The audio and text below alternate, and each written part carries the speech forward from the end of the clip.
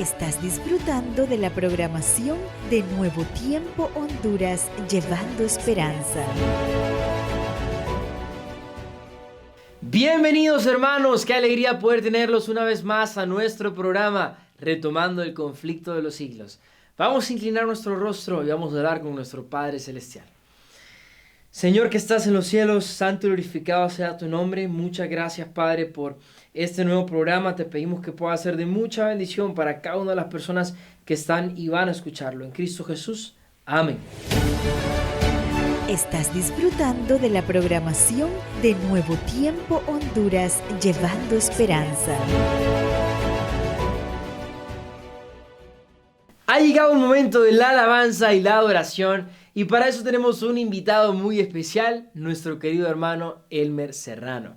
Con él canto Mi trabajo es creer. El tiempo es suyo.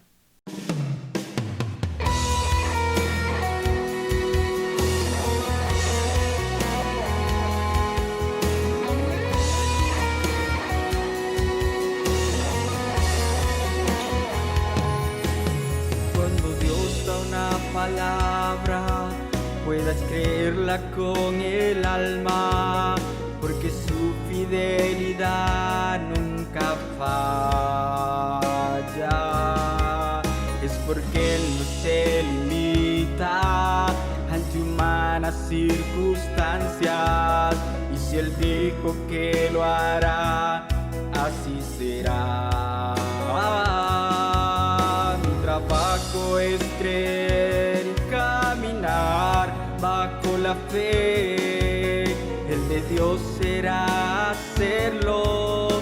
Él tiene todo el poder, porque Él no improvisa.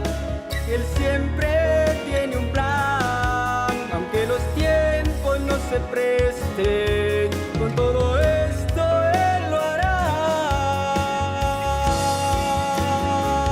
Mi trabajo es creer, abrazarme a la fe. El trabajo de Dios es hacerlo.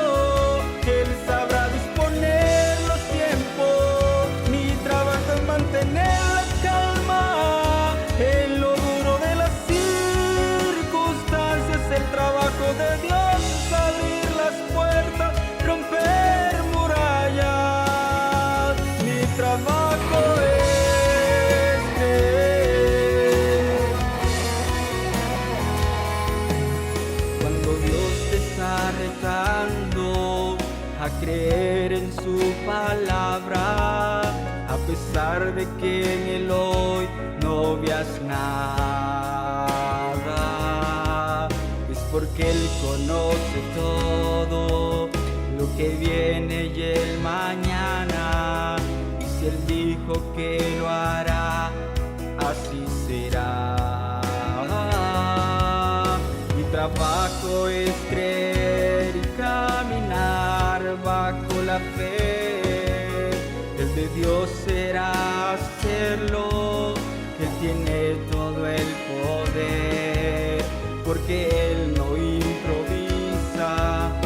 Él siempre tiene un plan, y aunque los tiempos no se presten, con todo esto Él lo hará.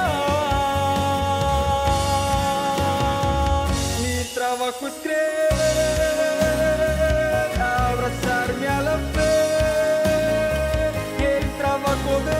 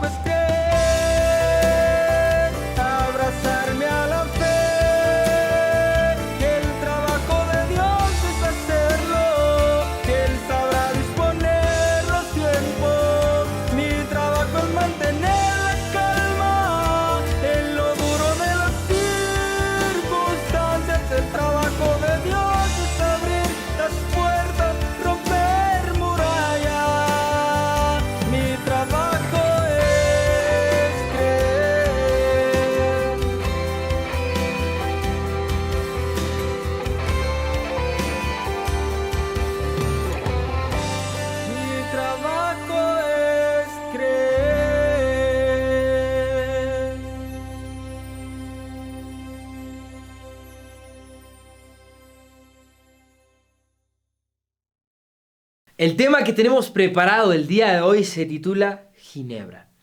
Ginebra fue el baluarte más importante de la Reforma Protestante entre la gente de habla francesa en Suiza.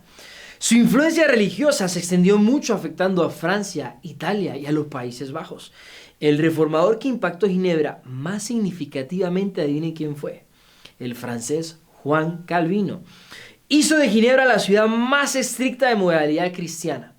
Calvino vino a ser uno de los escritores con más influencia entre todos los reformadores protestantes. Pero vamos a dejar a nuestro querido pastor Adán Ramos para que nos continúe con la historia.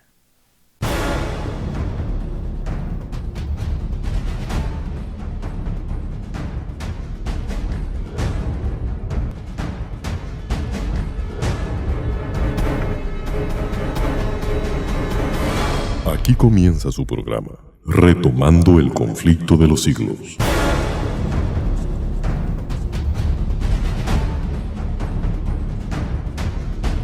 Este cautivante estudio lo guiará por eventos y sitios de la Iglesia cristiana, desde sus inicios hasta la Edad Medieval,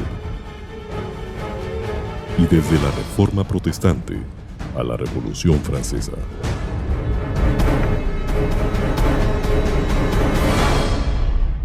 Con ustedes, el pastor Adán Ramos.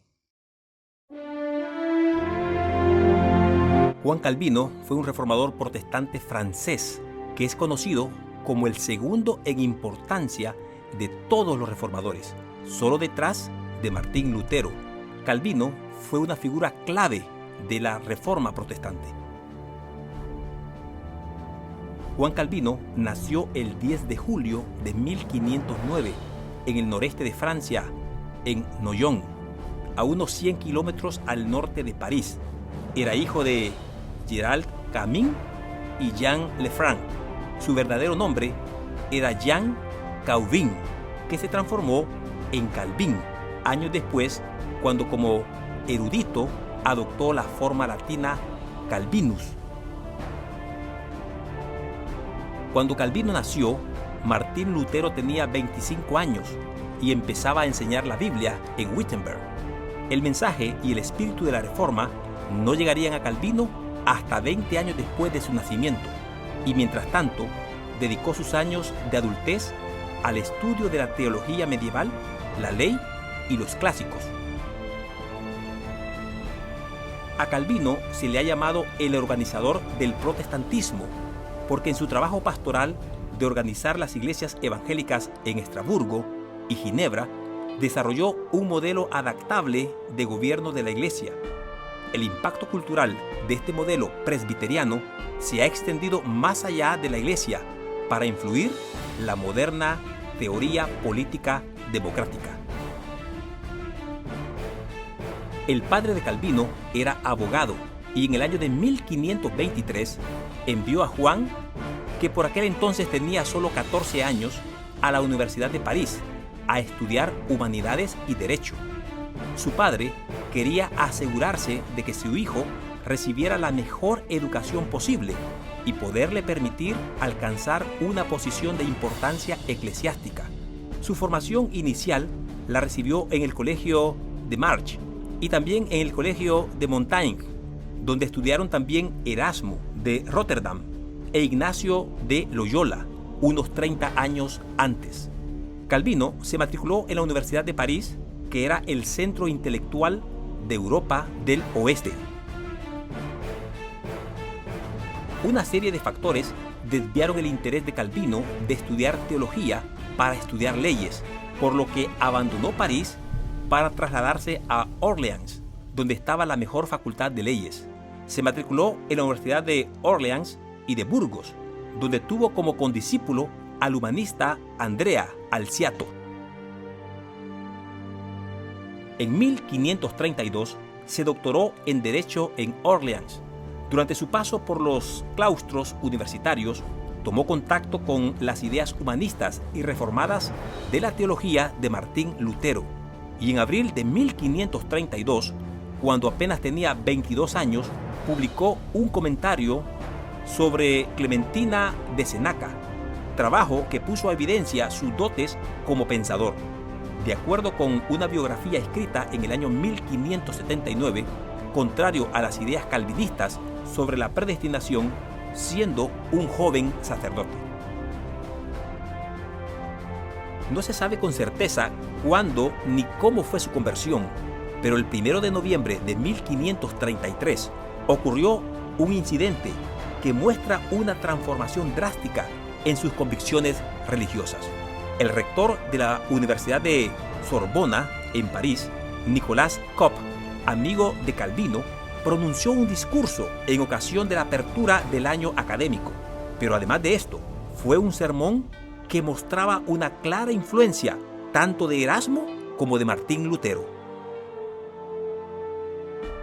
En este sermón, Cop defendía la doctrina de la justificación por los méritos de Cristo, a la vez que protestaba contra los ataques y las persecuciones de la Iglesia de Roma, contra aquellos que les decían herejes, seductores, impostores, malditos, etc.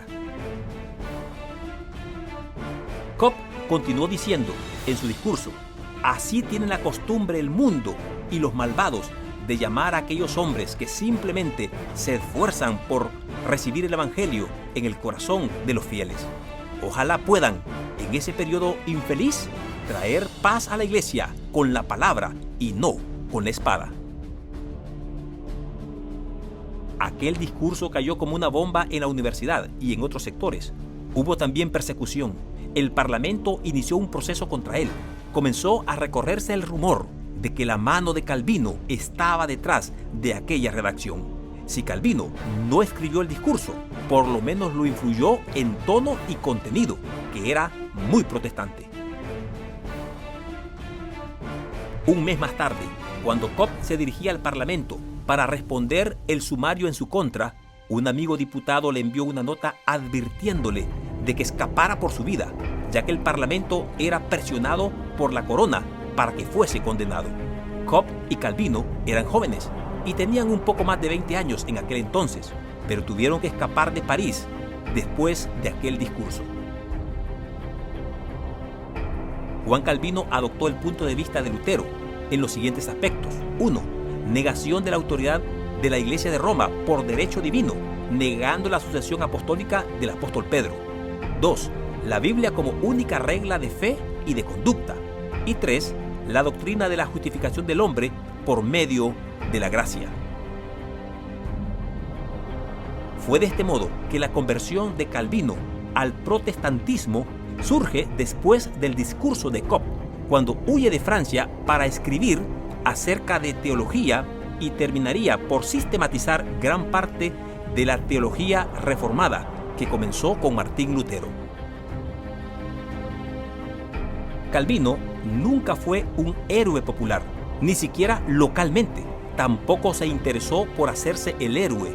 Sin poseer el encanto, la confianza y el humor germánico de Lutero, tuvo siempre una actitud seria hacia la vida. Habiendo sentido el llamado divino a trabajar en la obra de Dios, enfrentó su tarea con gran celo, esperando lo mismo de los demás. Se le recuerdan pocos momentos alegres íntimos de su vida.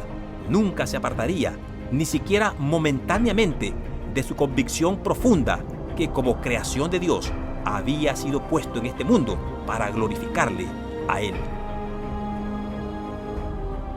Por eso, en forma deliberada, evitó las luces de la popularidad y lo sensacional para que nada lo desviara de dar el mensaje de la gracia de Dios en Cristo. Sus principales virtudes cristianas fueron la humildad y la autonegación. Vivió modestamente, tuvo pocas cosas materiales, vivió en casas que no eran suyas y deliberadamente rechazó aumentos de salario. En teología, fue completamente reverente del concepto que el ser humano, pecador, había sido estimado justo en Cristo y consideraba un privilegio servir al incomprensible santo y soberano Dios del universo. Juan Calvino fue un reformador que comenzó su obra con ánimo tranquilo, pero que sus palabras eran como rocío que refresca la tierra. se había alejado de París y ahora se encontraba en un pueblecito bajo la provincia y la protección de la princesa Margarita, la cual era amante del Evangelio. Y bajo la protección de ella, entonces Calvino se encontraba seguro. Para aquella época, Calvino era un joven que aún continuaba discreto y humilde, pero comenzó a hacer su trabajo visitando a los lugareños en sus propias casas. Allí, rodeado de los miembros de la familia, les leía la Biblia y exponía las grandes verdades de la salvación. Los que oían este mensaje llevaban las buenas nuevas a otros, y pronto este maestro, más allá de estos lugares, predicaba a los pueblos y a los villancillos. Se les abrían las puertas de los castillos, pero también de las chozas humildes, y con su obra colocaba los cimientos de la iglesia que iba a salir más que victoriosa y valiente de la verdad. A pocos meses estaba de vuelta en París y reinaba gran agitación en el círculo que era liderado por estudiantes. El estudio de los idiomas antiguos de alguna manera habían sido causa para que muchos fijaran su atención en la palabra, y no pocos corazones habían sido tocados y conmovidos por esta verdad maravillosa de la palabra de Dios, que causaba interés y asombro, y que incluso se atrevía a desafiar a los campeones del romanismo. Calvino, si bien no era capaz de luchar por sí mismo contra esta estructura religiosa, tenía que desempeñar una misión más importante que la de aquellos bulliciosos estudiantes.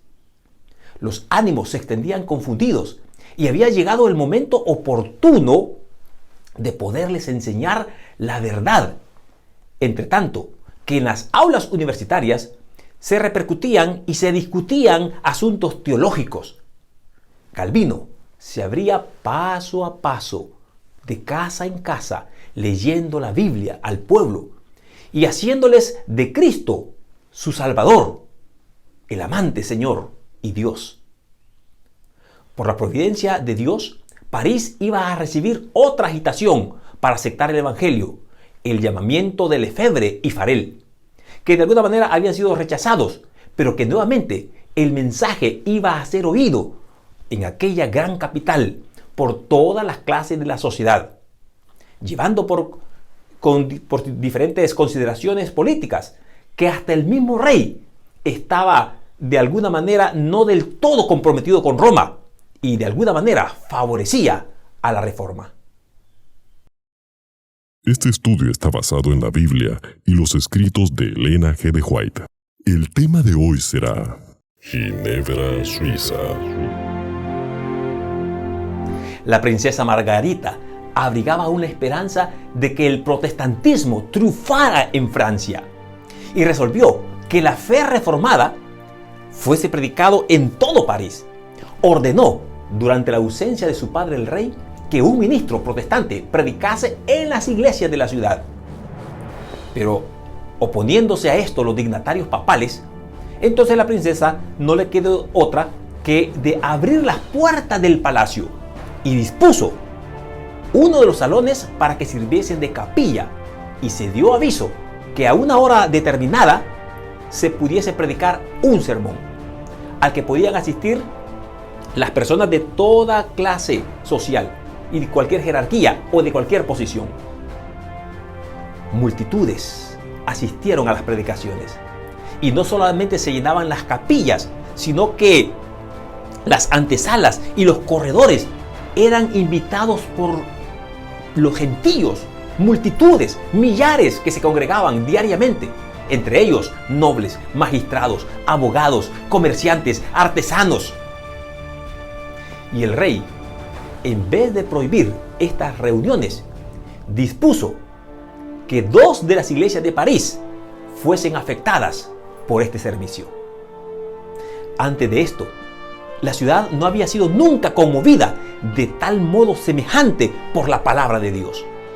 El espíritu de vida que descendía del cielo parecía soplar sobre el pueblo la templanza, la pureza, el orden, el trabajo, que iban sustituyendo a la embriaguez, el libertinaje, la contienda y la pereza.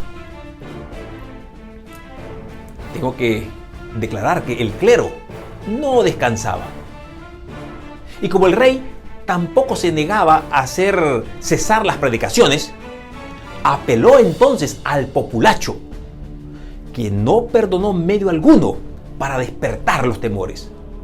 Los prejuicios y el fanatismo de esta multitud ignorante y supersticiosa, siguieron ciegamente a sus falsos maestros en París.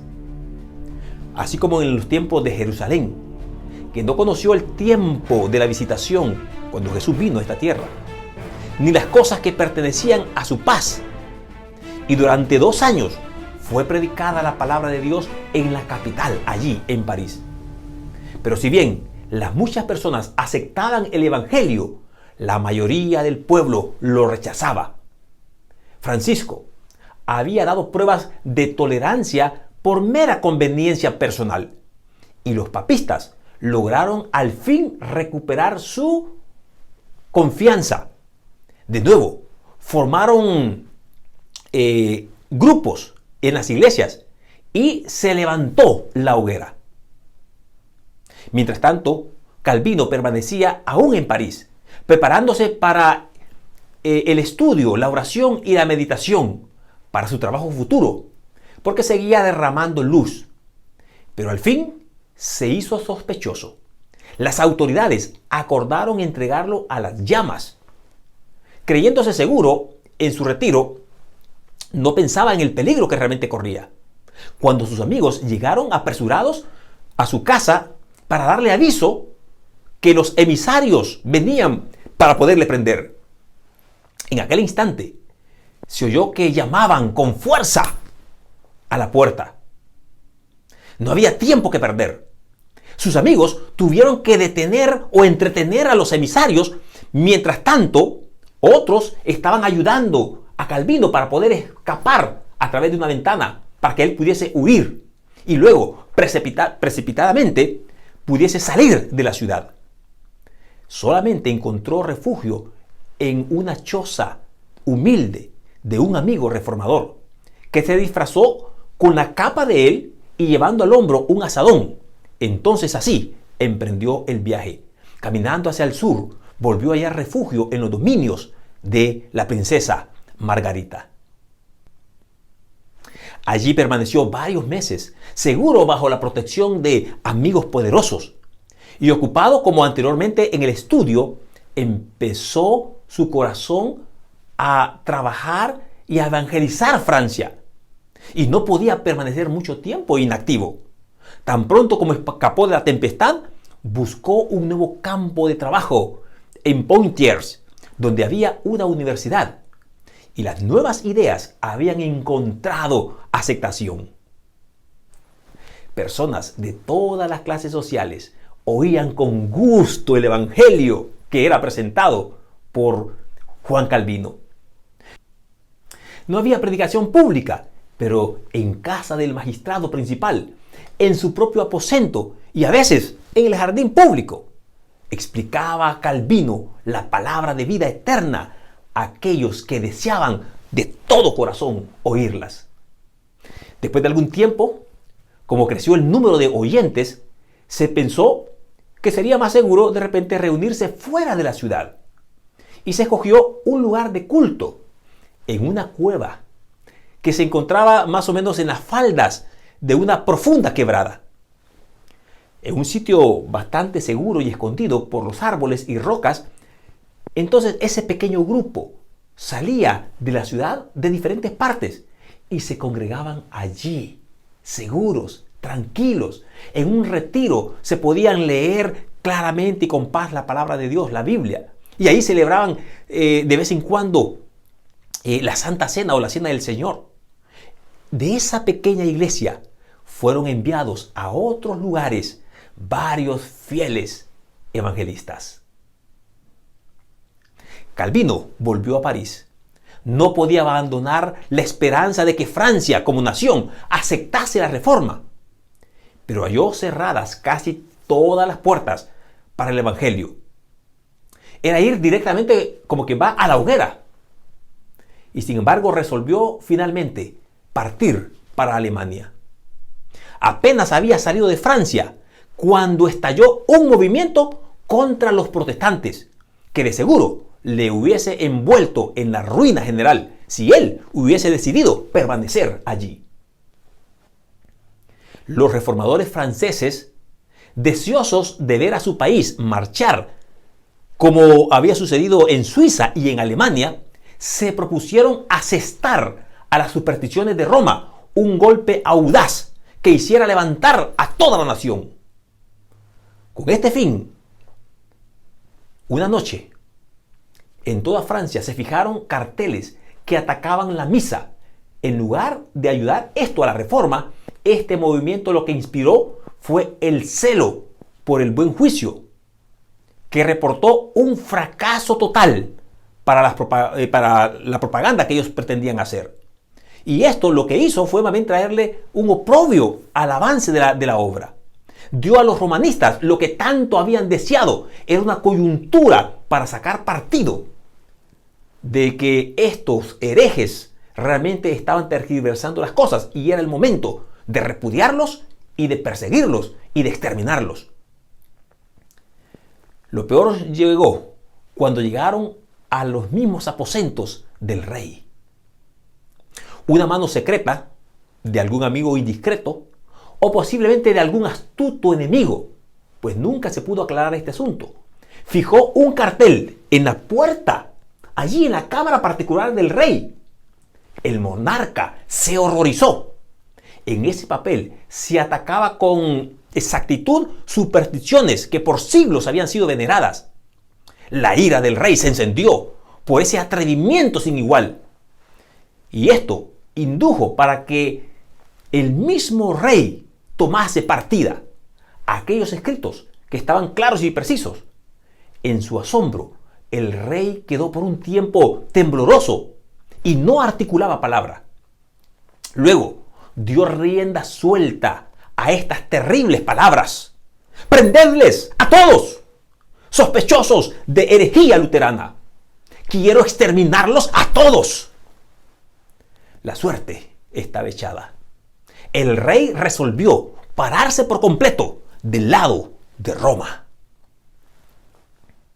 Se tomaron medidas para arrestar a todos los luteranos que se hallaban en París. Un pobre artesano adherente a la fe de la Reforma, que tenía por costumbre convocar a los creyentes para que, reunidos en asambleas secretas, pudiesen aprender, fue arrestado y fue intimidado con la amenaza de llevarlo inmediatamente a la hoguera. Así que se le ordenó que condujese a los emisarios papales a la casa de todos los protestantes que hubiesen o que viviesen en la ciudad.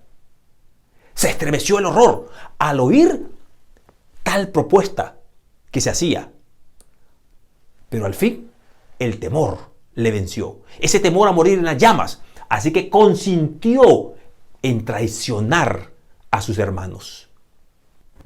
Precedido por la hostia y rodeado de una compañía de sacerdotes, monaguillos, frailes, soldados, Morín, el policía secreto del rey, junto con el traidor, recorrían despacio, sigilosamente, las calles de la ciudad. Aquella era una noche terrible y era una demostración del Santo Sacramento, en desagravio por el insulto que los protestantes habían lanzado contra la misa. Aquel espectáculo, sin embargo, no servía más que para disfrazar los afiestos fines.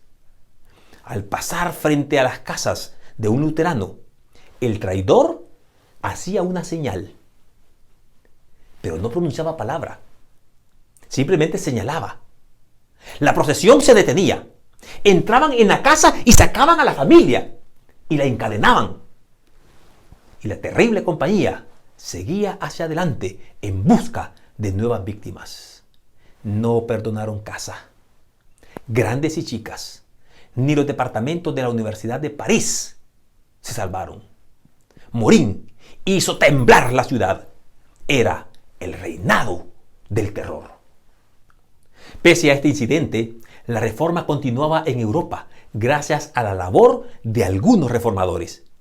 Tal vez uno de los más extraordinarios fue el pastor de origen francés Guillermo Farel, quien después de ser perseguido y apedreado, y sobrevivió de este apedreamiento, debido a sus convicciones logró influir en la expulsión de Ginebra de la Iglesia de Roma.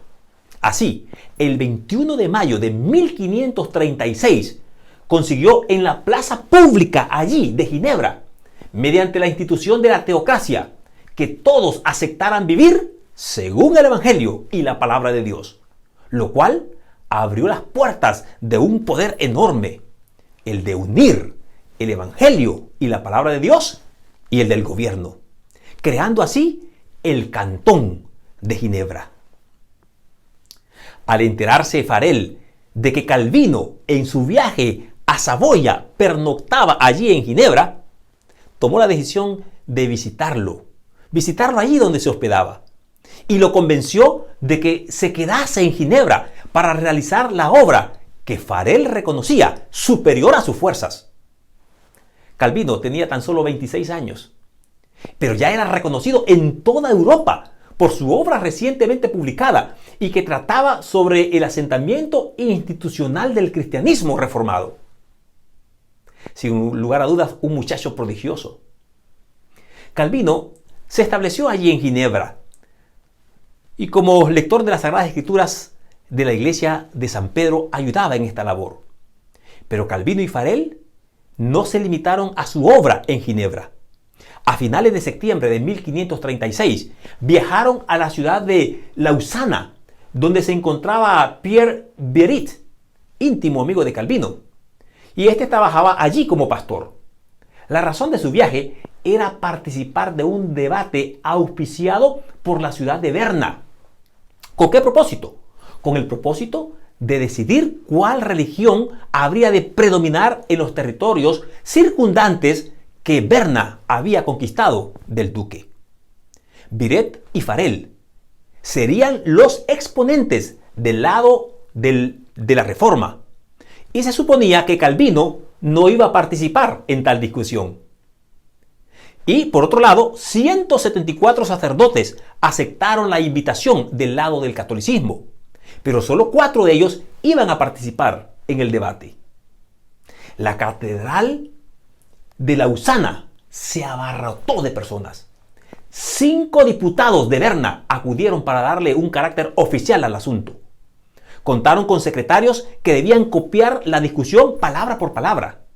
Farel fue el primero en hablar.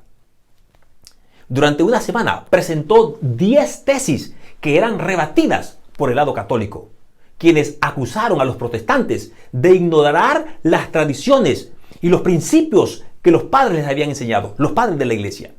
Y sobre este asunto, pues se tocó el tema de la presencia de Cristo en la Eucaristía.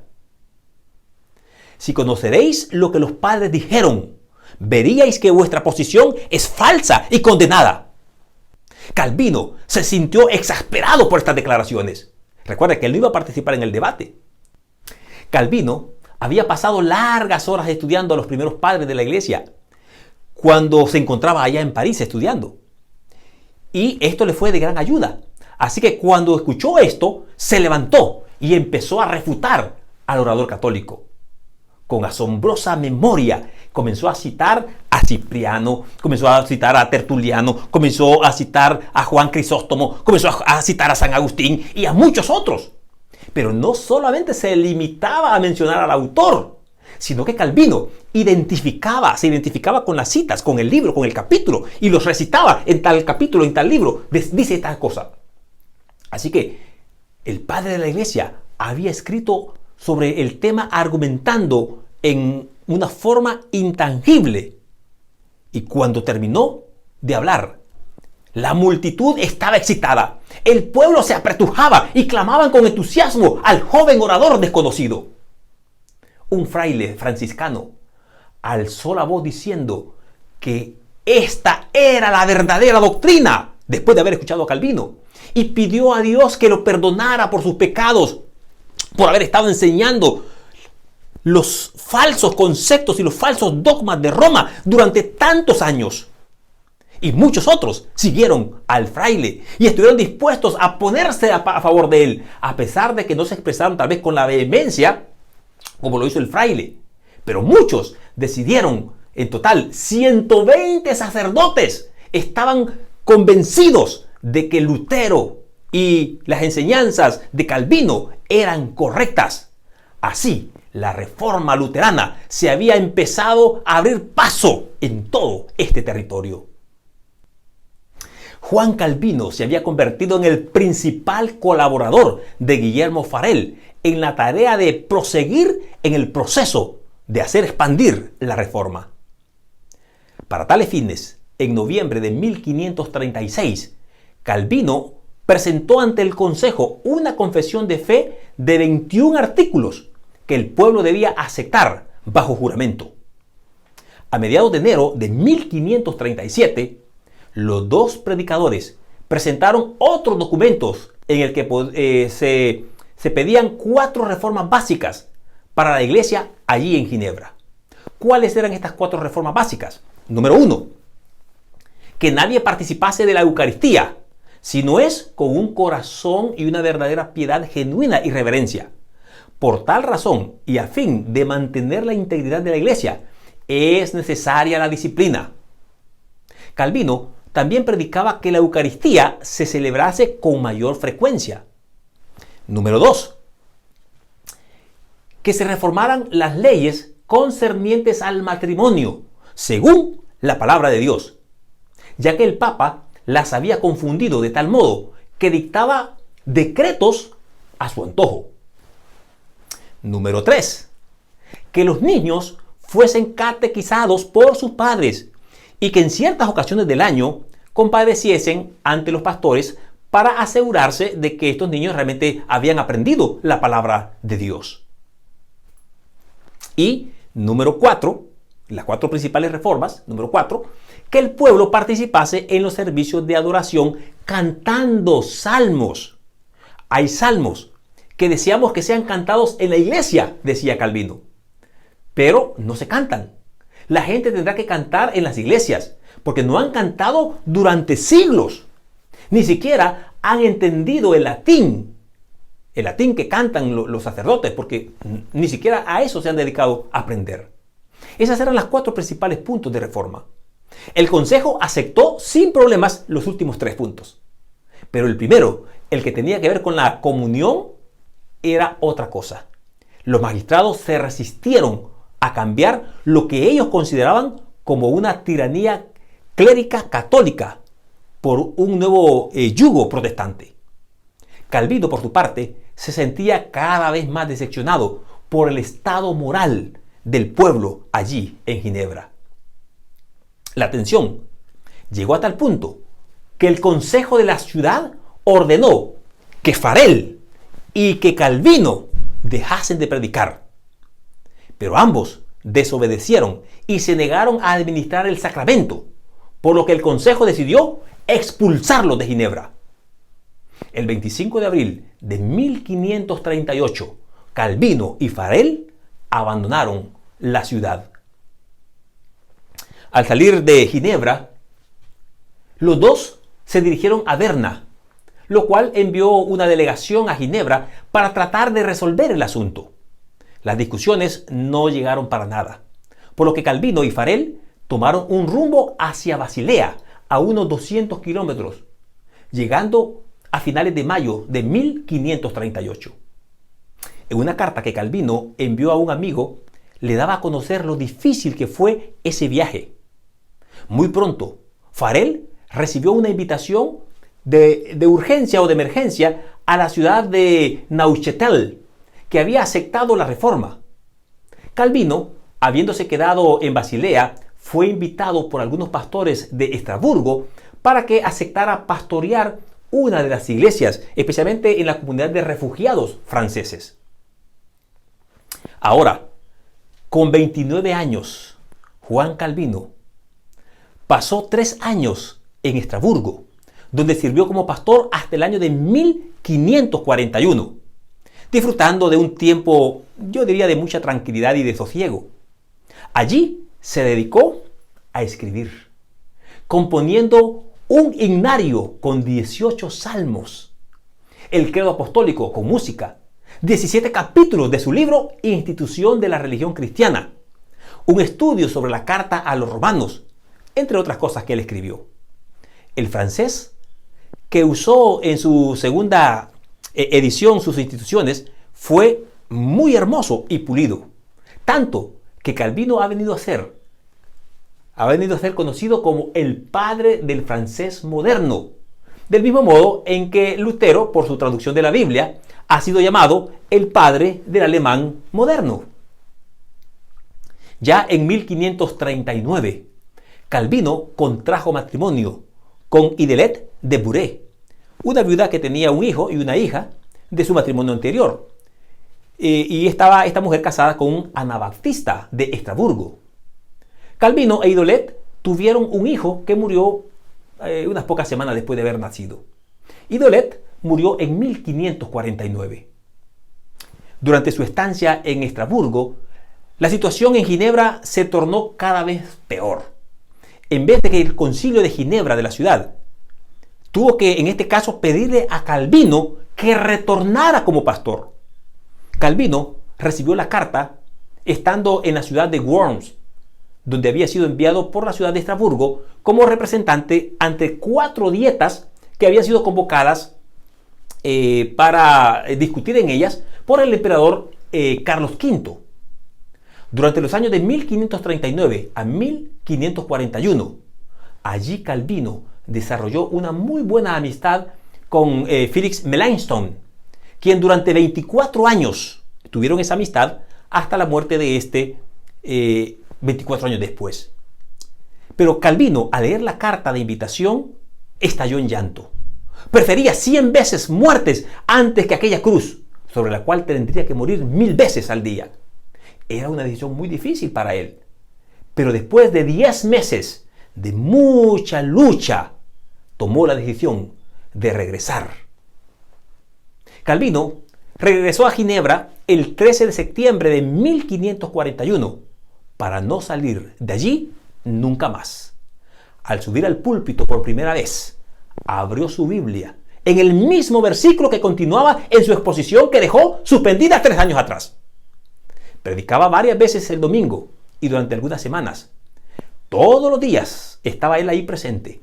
Durante ese tiempo, un hombre llamado Denis Raquenier comenzó a tomar nota de todos los sermones de Calvino en taquigrafía, para luego usarlos para su provecho. Pero su labor fue tan precisa y completa que casi no dejaba escapar palabra. Y gracias a estos esfuerzos, hoy contamos con una inmensa cantidad de los sermones de Juan Calvino. Juan Calvino trabajó en Ginebra por cerca de 30 años. Primero, para establecer una iglesia que se adheriese a la moralidad de la Biblia. Y después, para fomentar el movimiento de la Reforma por toda Europa. Su carrera como caudillo público no fue inmaculada, ni sus doctrinas estuvieron exentas del error.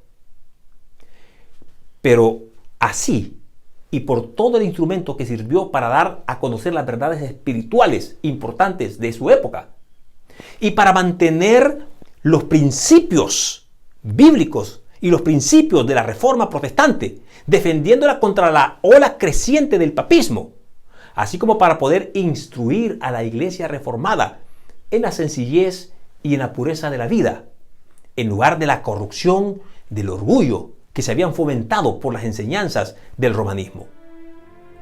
Así que Juan Calvino se dedicó a esta hermosa labor en Ginebra. Y desde Ginebra salían publicaciones y también salían maestros que esparcían las doctrinas de la Reforma. Y estos acudían perseguidos de todas partes que buscaban refugio allí en Ginebra. Y también buscaban el consejo y buscaban el aliento de Juan Calvino, quien llegó a convertirse en un refugio para los reformadores de toda la Europa occidental y que era objeto de persecución. Muchos huían de las tremendas tempestades que se desencadenaron varios siglos después. Los fugitivos podían llegar a Ginebra y encontrar sus puertas abiertas. Allí los desfallecidos, los hambrientos, los heridos, los expulsados de sus hogares, los separados de sus familias, eran recibidos con amor, los cuales les mostraban ternura y hallaban un hogar en esta cálida ciudad. Realmente era una bendición aquella ciudad que había adoptado por su amor, su talento, su sabiduría, su piedad a muchos de estos reformadores. Muchos de los que se refugiaron allí después regresaron a sus tierras para compartir el amor de Jesús, para también contrarrestar la tiranía de Roma. Juan Knox, el valiente reformador de Escocia, y no pocos otros puritanos ingleses estuvieron allí, en Ginebra, y luego salieron hacia Holanda, hacia España, los hugonotes hacia Francia, y que llevaron desde Ginebra la antorcha de la verdad con la cual iban a desvanecer las tinieblas en sus propios países. Mientras tengo la oportunidad de observar estos monumentos que están a mi espalda, el monumento de la Reforma, quiero darle gracias a Dios por levantar a estos hombres reformadores, estos hombres que se decidieron cobrar el valor que se requería a pesar del temor a la persecución, del temor a la hoguera, del temor a ser exterminados. Y como dije antes, no estaban exentos de errores doctrinales, pero había en sus corazones un fuego que ardía para poder compartir las grandes verdades de la palabra de Dios. Y yo solamente quiero pedirle al Señor que a través de mi vida yo pueda también tener el valor y el coraje de poder compartir las grandes verdades de la palabra de Dios a pesar de los peligros o los riesgos a los cuales puedo estar expuesto. Yo quisiera que tú también, mi amigo, mi amiga, mi hermano, mi hermana, puedas tomar el valor que tomaron estos reformadores, estas personas que no les importó nada con tal de compartir la verdadera grandeza, la verdadera misericordia del amor de Dios en nuestras vidas. Que Dios nos ayude, que Dios nos vea en su amor y nos induzca a seguirle, y nos induzca a amarle, y nos induzca a abrirle las puertas de todos aquellos que se sienten también perseguidos por causa de sus pensamientos. Vamos a orar y a pedir que el Señor haga su obra en nosotros. Padre Santo, Padre amoroso, al estudiar en esta hora la historia y la vida de este gran reformador, el segundo más importante de la Reforma después de Martín Lutero, como era Juan Calvino, y la obra que hizo, y la obra que hasta estos días permanece, te pedimos, oh Padre, que nos ayudes a ver en estos hombres y mujeres débiles, flacos, humildes, muchas veces temerosos por la responsabilidad que les era impuesta. Sin embargo, con humildad aceptaron el coraje de poder predicar la palabra a riesgo de sus propias vidas. Que podamos nosotros también hoy, Señor, en medio de tanta confusión y de tantos dichos del mundo que quiere confundir la mente de los seres humanos, que podamos tener un claro pensamiento de lo que tu palabra nos indica de lo que debemos hacer, y que no tengamos temor a alzar la voz y hablar con la verdad. Gracias, Padre, por la vida de Juan Calvino. Gracias por la vida de Martín Lutero, y gracias por la vida de muchos otros reformadores que, aunque no conocemos sus nombres, también se dieron a la tarea de predicar y evangelizar. Y que en los tiempos que nos quedan, que son pocos ya para tu pronta venida, un nuevo espíritu de entusiasmo y de predicación inunde nuestros corazones y que salgamos a evangelizar el mundo. Gracias por eso, Padre. En el nombre de Jesús oramos. Amén. Bien, mis queridos hermanos, mis queridos amigos, muchas gracias por usted estar muy pendiente de este su programa, Retomando el Conflicto de los Siglos. Le esperamos para nuestro próximo programa, donde estudiaremos otro personaje más de la Reforma. Dios les bendiga. Pásela bien. Estás disfrutando de la programación de Nuevo Tiempo Honduras, llevando esperanza. Muchísimas gracias, Pastor Alan Ramos, por ese impresionante resumen. Sé que fue de muchísima bendición para todos nosotros. Gracias a todos los que nos estuvieron acompañando también. Los invito a que podamos seguir compartiendo ese enlace para que muchísimas personas se aprovechen de esta información. Los esperamos el primer miércoles de cada mes a nuestro programa, Retomando el Conflicto de los Siglos.